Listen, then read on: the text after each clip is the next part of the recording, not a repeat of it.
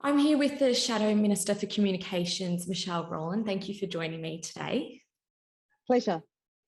Now, as Shadow Communications Minister, do you plan to keep Channel 31 on air beyond 2024 if elected? Sure. Well, we plan to keep community TV on air for as long as possible. And certainly that's until there's actually an alternative use for the spectrum that C31 and C44 currently occupy. Now, they're vibrant stations. They provide such great value to their communities with local news, entertainment, sports, religious services, multicultural programs, and that really does typify community TV. So we recognise that community TV provides that localism, it adds to media diversity.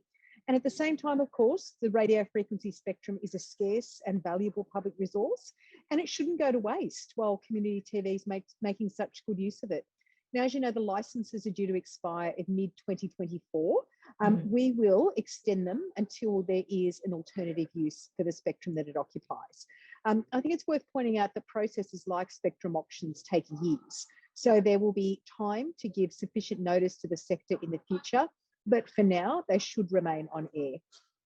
Okay. Under the Morrison government, Channel 31's licence was only extended for short bursts and often at the last minute. And as you said, it is hard to know. But is this acceptable in your views, considering staff are unsure on if they are able to work or content makers are able to continue working? It's been a totally unacceptable situation. Ever since Malcolm Turnbull was actually the communications minister and he made an announcement that community TV was going to go over the top, no one was ready for it, and it just inserted this incredible uncertainty into the sector that saw people leave. It saw stations really get worked down, and we don't want that situation to continue. So, of course, the answer about how long they'll be going, that's all subject to some government, but also a lot of industry processes that are looking into the future of broadcasting in Australia.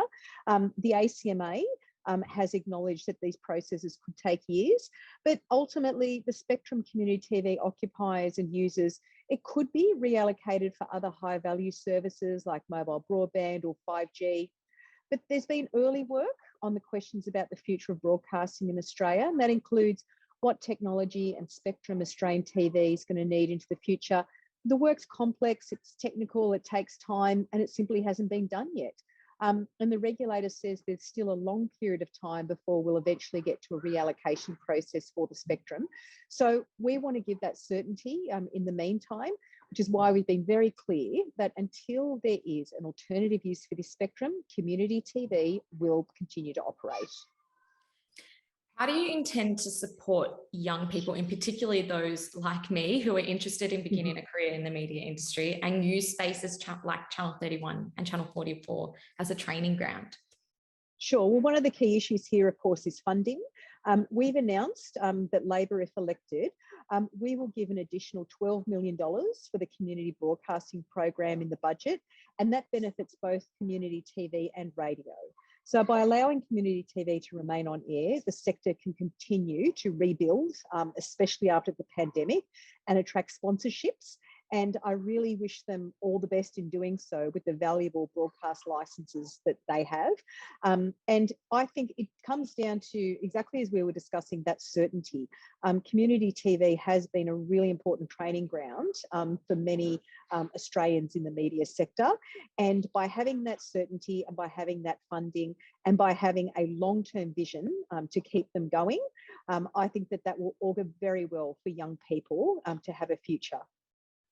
Thank you so much for your time, Michelle. My pleasure. Take care.